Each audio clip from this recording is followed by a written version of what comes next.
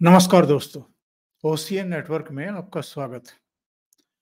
अरविंद केजरीवाल को बहुत बड़ा झटका लगा है। एक तरीके से ये कहें तो गलत ना होगा कि उनकी उम्मीदों पर हाई कोर्ट से पानी फिर गया है। हाई कोर्ट को आज फैसला सुनाना था, दोनों पक्षों की दलीलें सुन ली गई थी और आज हाई कोर्ट ने अपना फैसला सुना दिया।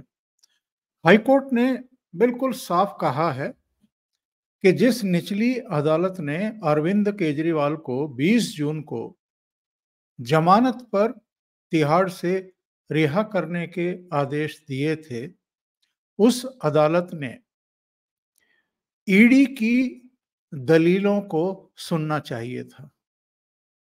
उसने सेक्शन 45 के तहत जो तथ्यों की पड़ताल करनी चाहिए थी, ईडी द्वारा रखे गए तर्कों को पढ़ना चाहिए था और ईडी को अपनी दलीलें पेश करने के लिए पर्याप्त समय देना चाहिए था।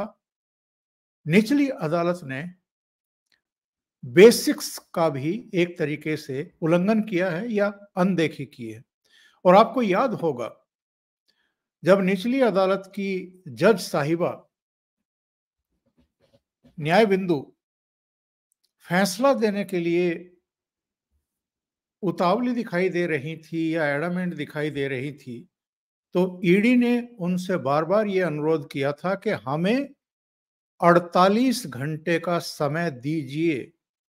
48 घंटे में जो नए तथ्य हमारे सामने अभी रख दिए गए हैं और अदालत के सामने रख दिए गए हैं, बचाव पक्ष की तरफ से, अरविंद केजरीवाल के वकील की तरफ से, उस पर हम अपना जवाब दे देंगे।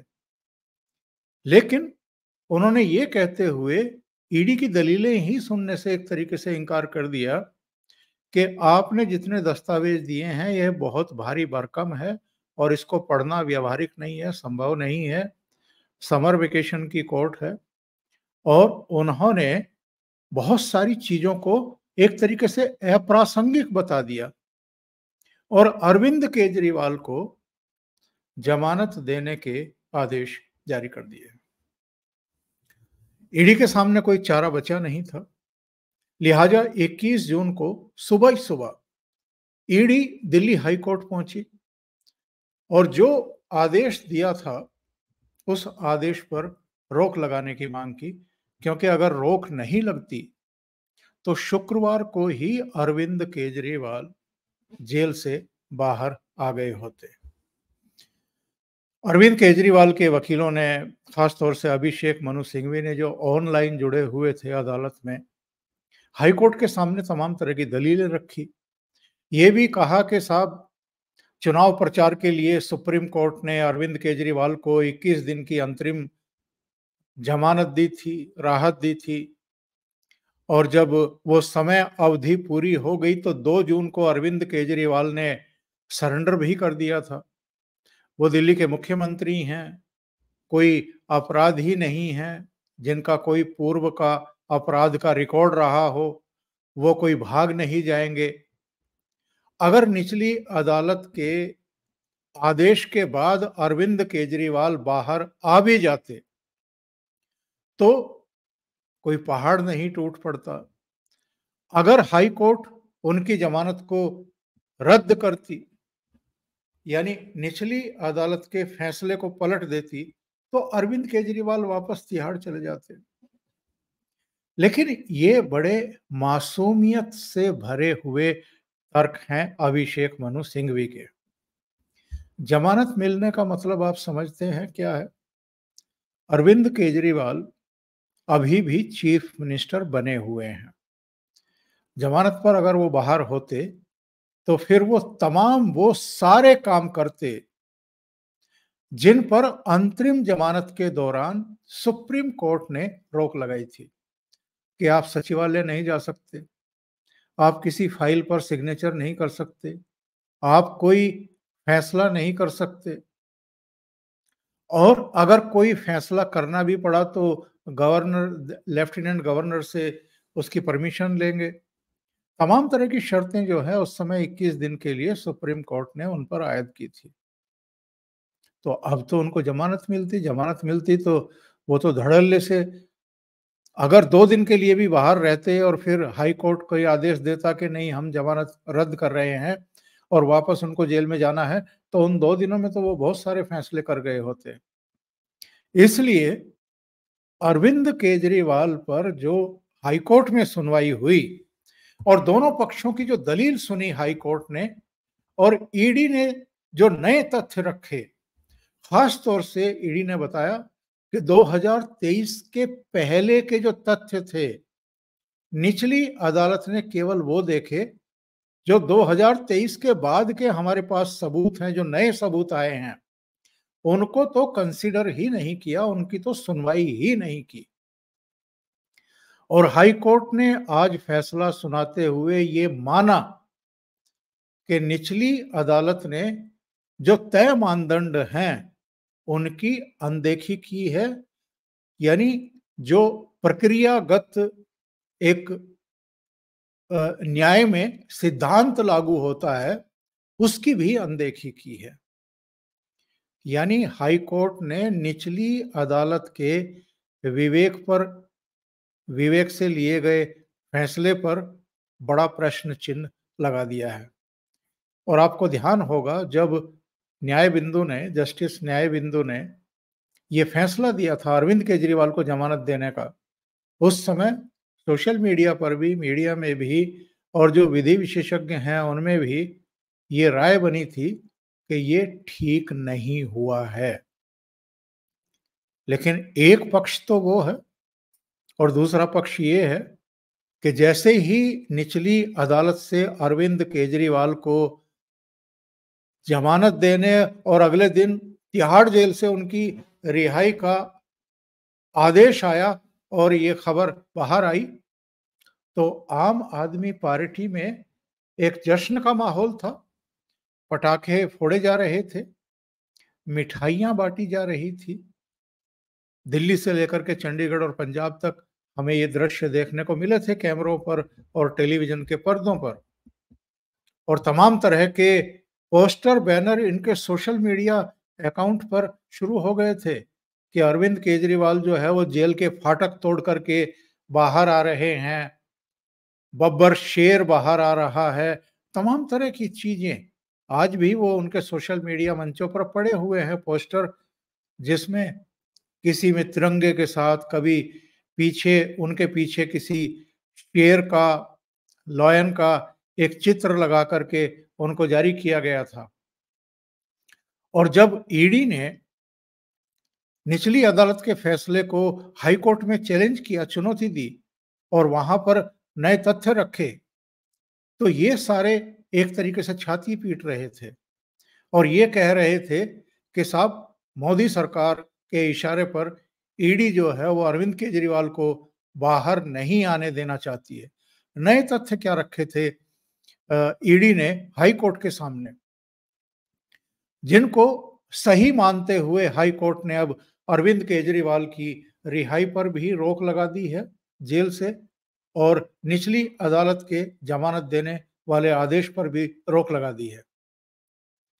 नए तथ्य ये थे, ईडी ने साफ तौर पर कहा था कि जो 100 करोड़ रुपए अरविंद केजरीवाल ने दक्षिण के ग्रुप से मांगे थे आबकारी नीति बनाने से पहले, उनमें से 45 करोड़ रुपए का लेखा जोखा तो हमारे पास इस समय है और इन्होंने वो रकम हवाला के जरिए 13 हवाला ऑपरेटर्स के जरिए गोवा पहुंचाई थी। और गोवा में वो जो 45 करोड़ की रकम थी, किस किस ने रिसीव की थी और किस किस को वितरित की गई थी, वो सारी जानकारी ईडी ने हाई कोर्ट को दे दी। बाकायदा बयान दिए हैं हवाला ऑपरेटर्स के भी, धन को रिसीव करने वाले आम आदमी पार्टी के नेताओं के भी। तो ये जो कहते आ रहे हैं कि चवन्नी भी नहीं मिली और ये फेक केस है और राजनीतिक बदले की भावना से अरविंद केजरीवाल को जेल में डालने के लिए और आम आदमी पार्टी को रोकने के लिए ये सब किया गया है नरेंद्र मोदी सरकार के द्वारा, तो एक तरीके से उसकी पोल पट्टी खोल के रख दी ईडी ने हाई कोर्ट में। इनके सारे कच्चे चिट्ठे खोल करके रख दिए और जो ईडी ने तर्क दिए हैं, जो सबूत दिए हैं, जो नए तथ्य हाई कोर्ट के सामने रखे हैं, उससे हाई कोर्ट पूरी तरीके से कन्विंस दिखाई दे रही है और उसने इसी वजह से निचली अदालत के फैसले को पलट दिया। अब इसमें आगे क्या होगा? अब होगा ये कि कल सुप्रीम कोर्ट में भी इस मामले की सुनवाई है। आम आदमी पार्टी सुप्रीम कोर्ट में गई थी इसलिए, इस पर ऐतराज करने के लिए कि साहब निचली अदालत के आदेश पर जो हाई कोर्ट ने स्टे किया है 21 जून को, वो गैर कानूनी है। और गैर कानूनी उसको किस लिए बताया था? इनका कहना था कि साहब अभी तो निचली अदालत का आदेश अपलोड भी नहीं हुआ है सर्वर पर, वेबसाइट पर, और उससे पहले ही हाई कोर्ट ने बिना वो ऑर्डर देखे, बिना उसकी पैमाइश किए स्टे ऑर्डर दे दिया है, यानी अरविंद केजरीवाल की रिहाई को रोक दिया है। तो सुप्रीम कोर्ट ने कहा कि आमतौर पर ऐसा होता नहीं है, लेकिन हम वो गलती नहीं करेंगे क्योंकि इस मामले की सुनवाई अब हाई कोर्ट कर रहा है।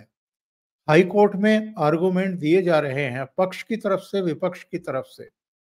जब तक वो पूरे नहीं हो जाते और जब तक हाई कोर्ट इस पर अपना फैसला नहीं सुना देता और उस फैसले की प्रति हमारे पास नहीं आ जाती, तब तक हम इसमें हस्तक्षेप नहीं करेंगे। तो सुप्रीम कोर्ट ने कहा था कि बुधवार को हम अगली सुनवाई करेंगे और संभवतः उस समय तक हाई कोर्ट का आदेश आ चुका होगा। तो आज आदेश आ गया है, आज मंगलवार है, कल बुधवार है, कल सुप्रीम कोर्ट में इसकी सुनवाई होगी और सुप्रीम कोर्ट इसको मेरिट के आधार पर देखेगी कि निचली अदालत ने क्या आदेश दिए थे, हाई कोर्ट में उन पक्षों ने क्या अपने पक्ष रखे हैं, हाई कोर्ट ने अब क्या निर्णय दिया है, किस आधार पर यह निर्णय दिया है, और सुप्रीम कोर्ट फिर उसके ऊपर अगर जरूरी समझेगी तो संबंधित पार्टियों को नोटिस इशू करके उनका पक्ष जानेगी और फिर सुनवाई करके फैसला देगी कि हाई कोर्ट ने जमानत पर और अरविंद केजरीवाल की रिहाई पर अगर रोक लगा दी है तो वो सही है या गलत है। यानी ये मामला भी अभी लंबा चलने वाला है और हाई कोर्ट ने इस पूरे प्रकरण पर, यानी जमानत वाले प्रकरण पर अगली सुनवाई के लिए 10 जुलाई का समय दिया है, 10 जुलाई की तारीख दी है। ये तो अभी समर वेकेशन है, समर वेकेशन वाला पीरियड है और इसमें जो नियमित अदालतें हैं और जस्टिस हैं वो सुनवाई नहीं कर रहे हैं, स्पेशल जज सुनवाई कर रहे हैं। 10 जुलाई को नियमित सुनवाई होगी और उसके बाद फिर अंतिम फैसला आएगा। लेकिन जो पटाखे छोड़ रहे थे और जो मिठाइयां बांट रहे थे और जिन्होंने नृत्य करना शुरू कर दिया था, उनके लिए भी, अरविंद केजरीवाल के लिए भी ये बहुत बड़ा झटका है जो आज हाई कोर्ट से उनको मिला है। अभी के लिए इतना ही। बहुत बहुत धन्यवाद। अगर आपको ये चैनल और इसके कंटेंट पसंद आ रहे हैं तो लाइक करें, कमेंट करें, वीडियो को शेयर भी करें। अभी तक अगर आपने ये चैनल सब्सक्राइब नहीं किया है तो सब्सक्राइब कर लें और साथ में लगे बेल आइकॉन को दबा दें ताकि आगे आने वाले वीडियो और उनके नोटिफिकेशन आप तक पहुंचते रहें। बहुत बहुत धन्यवाद। नमस्कार।